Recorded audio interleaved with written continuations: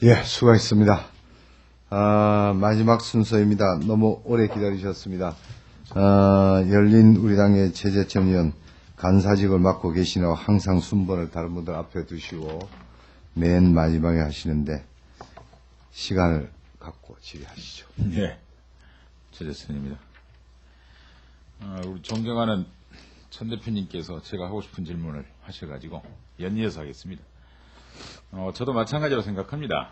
이를테면 국가폭력의 시대, 좀 더 노골적으로 표현하자면, 천 대표님 표현을 빌자면 과거 권위주의 시대, 이런 때 검찰은 일정 부분 가해자의 편에 섰습니다. 인권 옹호나 그런 수호자가 아니라 분명히 가해자의 편에 선 적이 있고, 그런 것들이 결국은 정치검찰이나 혹은 공안검찰 이런 식으로 비난받아 왔습니다. 국정원도 시작을 했고, 경찰도 시작을 했고, 군도 시작을 했고, 기무사도 다 시작을 했습니다. 최소한 검찰총장으로 취임하시는 날 이런 과거에 대한 반성, 여기서부터 새로운 임무를 시작하실 그런 의향은 없으십니까? 총장에 임명되면은 의원님 말씀이 유념해서 전향적으로 검토하겠습니다.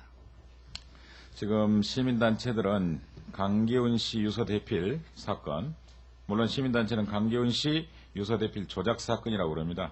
이런 식으로 이미 진상규명에 대한 서명 작업, 문제 제기 작업들을 시작하고 있습니다. 당시 이 수사의 주체는 검찰입니다. 이를테면 이런 부분에 대한 좀 더 적극적이고 전향적인 검토 없이는, 그리고 과거사에 대한 반성 없이는 검찰이 국민들로부터 신뢰를 받기는 대단히 어렵다는 점을 한번 강조해드리고 싶습니다. 그 다음에요. 소설, 조정래 대하소설 태백산맥 읽으신 적 있으십니까? 예, 읽었습니다. 어떻습니까? 정말로 이적 표현물이던가요? 어떻습니까? 곧 무혐의 결정 납니까? 이건 결정된 겁니까?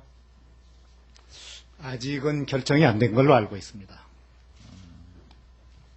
그걸 가지고 계시면 이적 표현물 소지가 될 수 있잖아요. 읽으셨고 책을 가지고 계시다 그러면. 이제 수사의 목적으로 검토하는 것은 네. 다른 차원이겠죠. 알겠습니다. 네. 다음 묻겠습니다. 통치권자 의지 그리고 검찰의 독립 노력으로 사실상 수사권 독립은 실제적으로 운영 측면에서나 제도적 측면에서는 완성되었다고 생각을 합니다.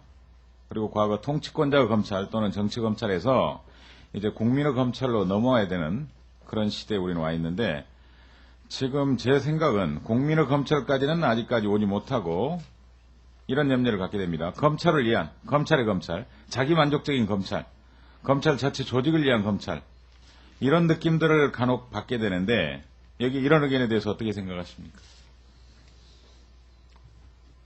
그래서 저도 아까 모두 인사 말씀에 말씀드렸습니다마는 제가 검찰총장에 임명된다면은 국민 중심의 검찰 행정을 펼쳐나가도록 노력하겠습니다. 예. 같은 맥락입니다만 지금까지 검찰의 과제는 사실상 정치 권력으로부터 독립입니다. 그렇죠? 청와대나 이런 데 대통령으로부터 독립이었을 텐데 이제 그런 시대적인 소명은 사실상 달성이 된 거고, 지금에 있어서 검찰의 과제는 저는 이렇게 생각을 합니다.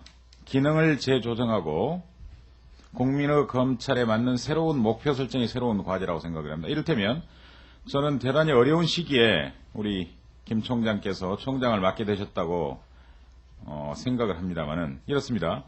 검경 간의 수사권 조정 문제가 있고, 그 다음에 국법법 폐지에 따른 각종 공안사범이나 공안부문의 축소 문제가 남아있고, 법무부의 문민화와 정책부서화를 하면서 검찰 간에, 법무부와 검찰 간의 기능이나 역할을 재조정하는 문제가 남아있고, 그 다음에 공수처 설치 논란에서 비롯되듯이 각종 수사기능, 부정부패 수사기능을 어떻게 분담하고 재조정하고 견제와 균형의 원칙을 확립하느냐 문제가 남아있고, 또 사법개혁에 따라서 공판 중심주의로 급속하게 이전하게 되는데, 그렇게 되면 검찰의 기능이나 역할 이런 것들이 전적으로 새로운 계기를 맞이하게 됩니다.